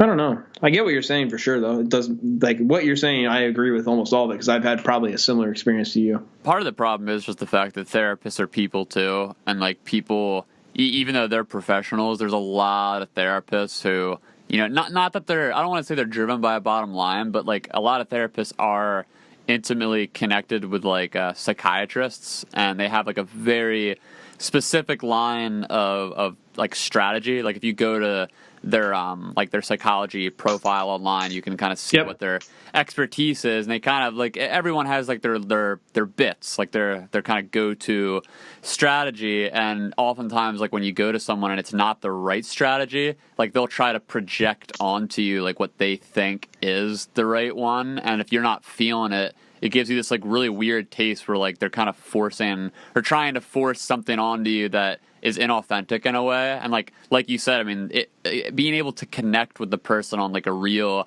genuine level is the first step to being able to get anywhere in therapy. Like you got to trust the person and feel that like takes time. Yeah, that takes lots of time. Yeah, and if you don't feel that initial like spark where like you actually like they could get you, then it's like it feels like a hopeless endeavor. Yeah. So the bottom line on all this is, if you want to go to therapy, but don't give up on it immediately. Also give it time. Yeah. Yeah, absolutely, man. Go to therapy. If you're listening to this podcast, you probably need therapy. I mean, if we're being completely honest with ourselves, if you sat here and you've listened to this whole thing, there's a strong likelihood that you are in need of therapy if you're not already. I'm convinced everybody needs therapy, which is why. Oh yeah. After people started to come to Steakham's Twitter account for therapy advice, I was like, "Oh my god, this is an epidemic." Just wait till they go to the CBD gummies. To ask after, but that'll be a good bit. Oh god, that'll be great. That'll be even better. It's like, hey, You want an even better thing? Oh God, man. How about this? Yeah, it's the whole holistic community, which is like a whole different beast in that. It's gonna be awesome. It's great, man. It's so weird. So the online world is so bizarre. It's so bizarre how that's how we found each other, isn't it? Like you found the Steakum account, and then yeah. That was back when Steakum was not huge. Yeah, it was before like the not big pop. big. Yeah, it was like what you. I mean, it was like a few thousand followers, but it wasn't anything like. It was during the Verify Steakum push. The very beginning. Yeah, it was like during that entire animal, which was a whole thing in and of itself, which was hilarious. Simpler time, man. I still need. Hey, by the way, I still need my Steakum shirt. I never got my Steakum shirt. I expect one in the mail by the time. You never got a shirt? I never got a shirt. Oh my God. I never got a shirt. Okay, here's the scoop. Let me give you the scoop. My address. Let me give you the scoop. Oh my.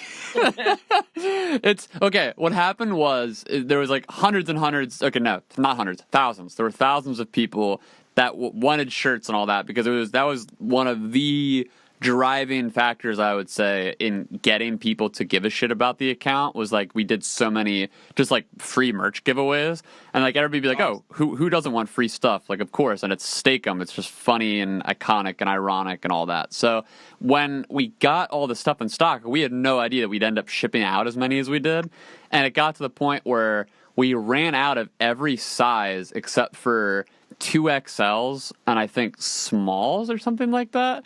Oh, yeah. And then it was like, oh, well, like most of the people that were coming, we didn't have their sizes, so it's like, oh, we'll just wait till the company produces more. And it was one of those things where like it kept getting pushed off like each month, but then other projects got piled on, and they just never did.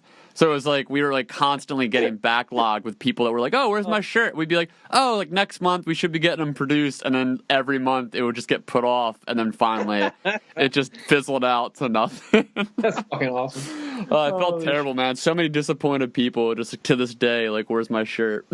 That's amazing.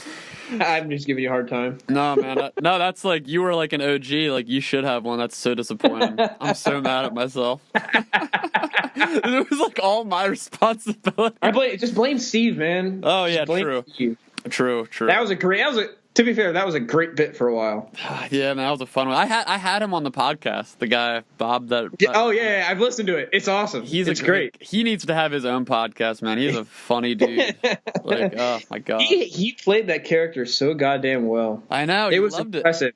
Yeah, he seemed to be genuinely enjoying it too, which was awesome. He really did, and like he went to school. I forget his exact degree. It was like creative writing or something like that. So he used every extent of it. Yeah, it's like all about like. He was like, I'm gonna build a whole world that is built around this fake character who has one stock photo.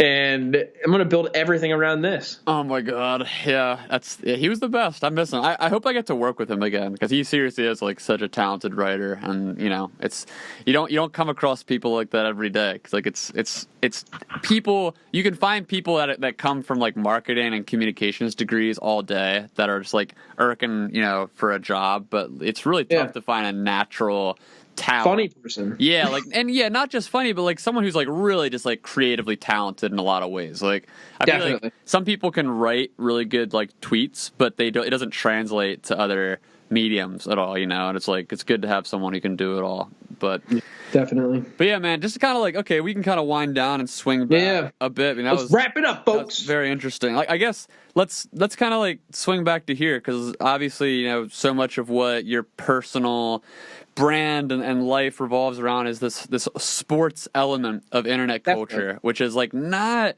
like when I think of.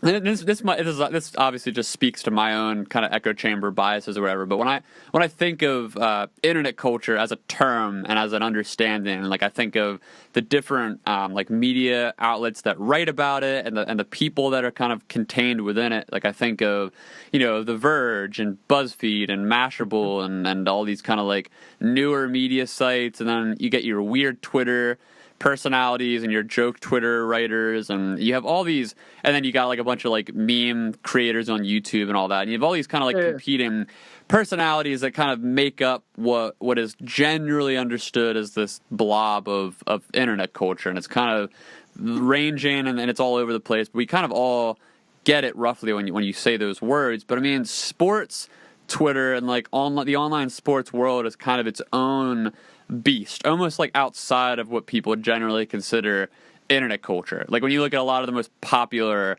personalities within like the spaces that you and I are in, there's not a lot of people that their focus is on sports or like the subcultures. So like when I talk to someone like you, it really does feel like I'm speaking to someone with a very specific understanding and expertise of an area that like I personally don't understand fully. Like I remember going to like certain subreddits for Barstool and like the NFL, and like these are massive communities, and like I am like at a total loss for most of the references, and it's all just very siloed, like in its own world, which people on the outside just don't really get. So I mean, like you've alluded to a lot of this throughout the conversation, just kind of some of the complexities and the misconceptions that are involved with like that community at large, because obviously it is big and there's different ones within the different sports categories. But if you had to like, I don't know, not give like an elevator pitch, but if you had to like explain what the online sports culture is like to somebody from the outside and like kind of work through some of the misconceptions that people have. Perfect. Like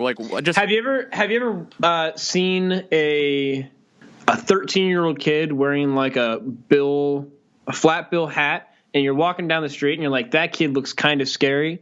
That's sports Twitter. Anytime you're being insulted by somebody on sports Twitter, you're likely being insulted by a kid who looks like that the majority of the time. Yeah. Now, the other times you get a decent group of people that are all like great. But again, anytime that you get anybody whose like profile picture is like an NBA player or something, the odds of them being like a 14-year-old white kid from Boston is like through the goddamn roof. Oh man. So okay. On that note, though, so this kind of ties into like one of my biases about sports culture, which is the fact that, you know, like when we talk about like what constitutes someone being extremely online, quote unquote, like someone who really gets Nick Mullen, exactly, spends all day on Twitter, on Cumtown, whatever it is, just r/Cumtown, yes, exactly, just in these deep communities, right? Like that's what we think of. Fuck, man. Yes, but I can't. No, we can't start talking about it because then I'll get a huge tangent. We're just ignoring. We can't do that. Look, we can't do that. People can look it up if they're interested. It's fine. Yeah, I can't do that on this podcast. I may have people I know who listen to this, and I can't talk about that. No, I understand. Me too. That's a beast in itself. Where it's like, where do you even start? You can't. How do you even start to explain Cumtown to a normal person? No, you can't. Like you can't. And it's like, can't. Yeah, like there's no good way to explain it. It's one of those things that you just don't talk about. And it's just like, but there's like a lot of people who listen, like a crazy amount of people listen. It's huge. Nobody talks about it because it's like, I don't know if I should talk about this or not. Like, because you don't know what the response is going to be.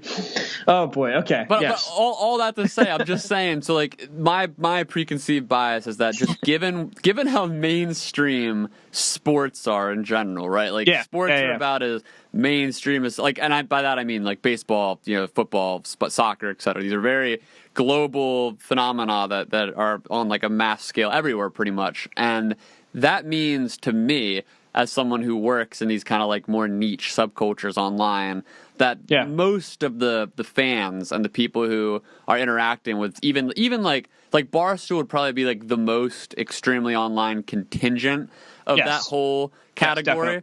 But even within that though, like the people that I probably focus on, that like the people who are going to Barstool every day, they're not really going to that many other kind of like hobbies or sort. Like someone like me, if I log on, like I'm following tons of different types of YouTubers and Twitch streamers, like from political stuff to memes to history to like all these different and like specific like politicians online, all that. Like there's very specific subcultures I'm into. But with the people that go to the online world for sports, it's a very bare minimum user who's just like, I'm logged in to my account and I follow A, B, and C sports and A, B, and C athletes, and that's where I'm going to go. So, like, is that stereotype correct, at least in the most cases, like you said? Yeah, for the most part, yeah. That's like, well, like, I would say that, like, it's not everything, but I would also say, like, a lot of the time that's the case. Yeah, it's a lot of, like, average people that are online following sports. Yeah. Correct.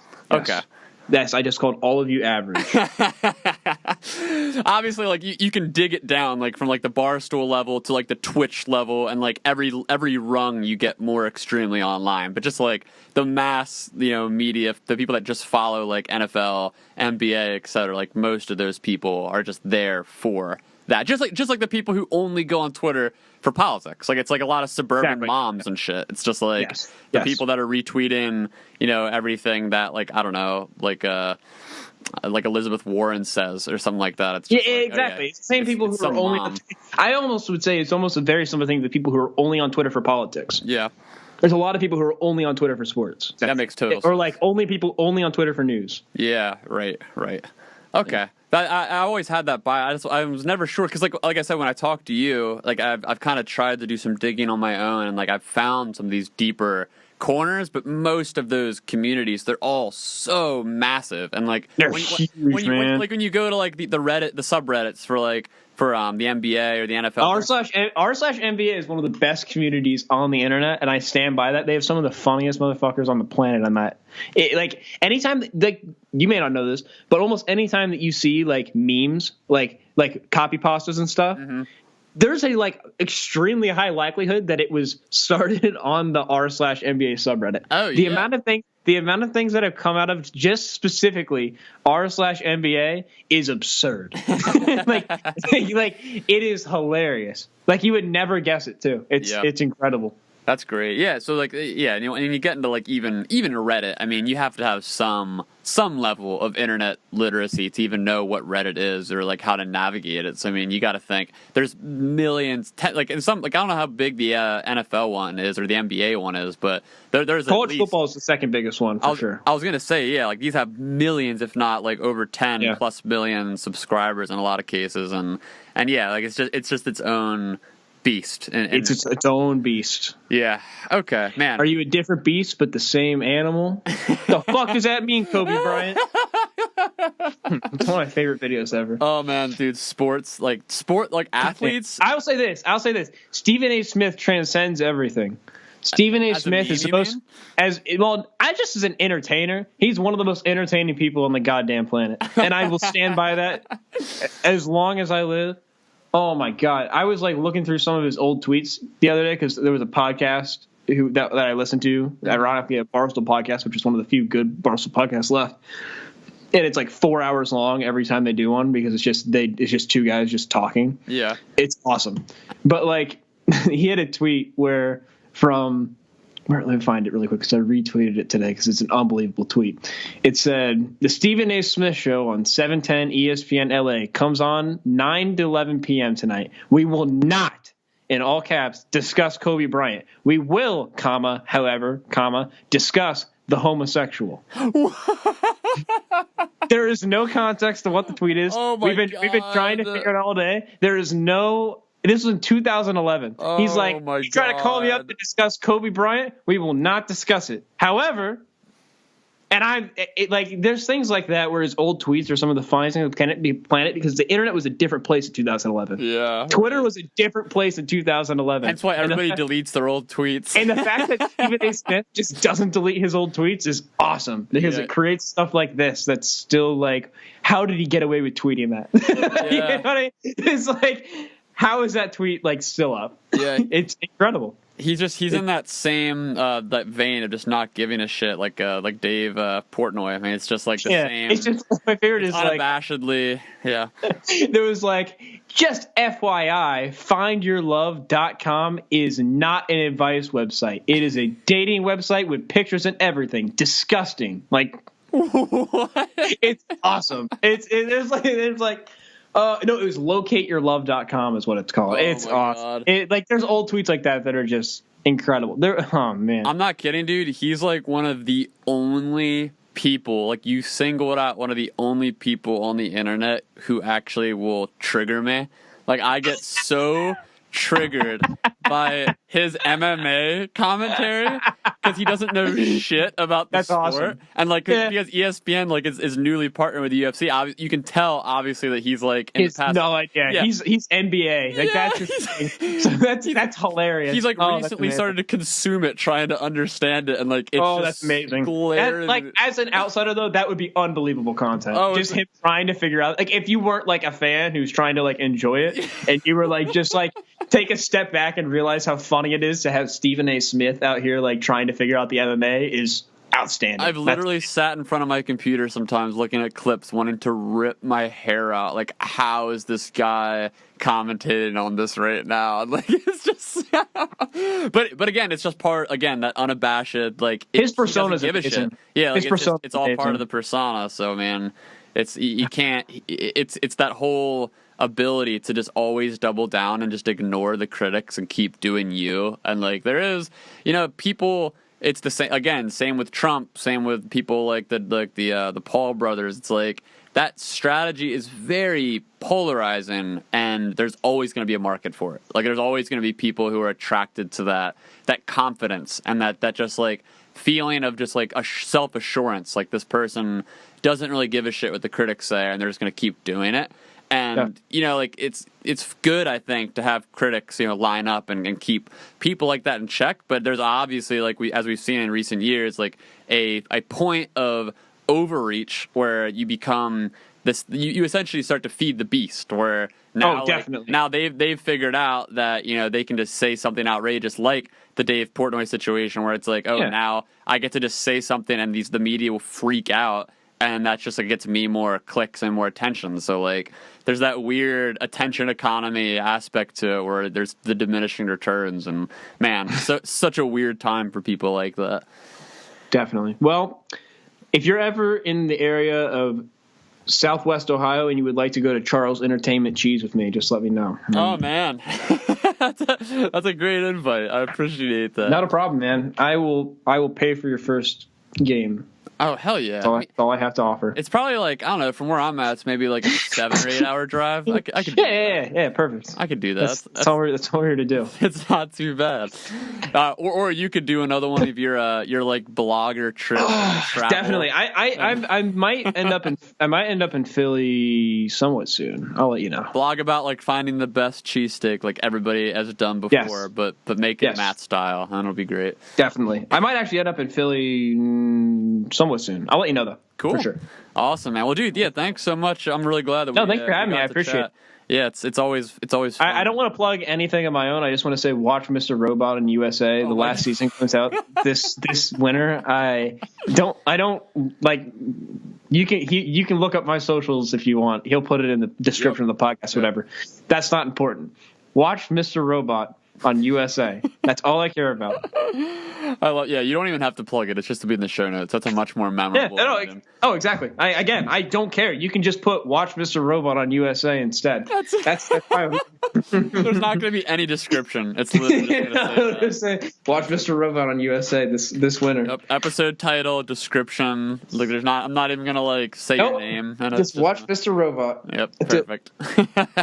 All right. Thank you for having me though. I appreciate it. It was a good time. It was fun talking. I'll keep you posted when it comes out, and we'll talk back on Twitter or Discord or wherever we are. Yeah, definitely. All right. You have a good one. Thank you, too. everybody. If you made it this far and you listened, you're an insane person. Go get therapy. I'm gonna keep all of this on unedited. Just unedited. This end tag. It's a great one. Perfect. Go get therapy.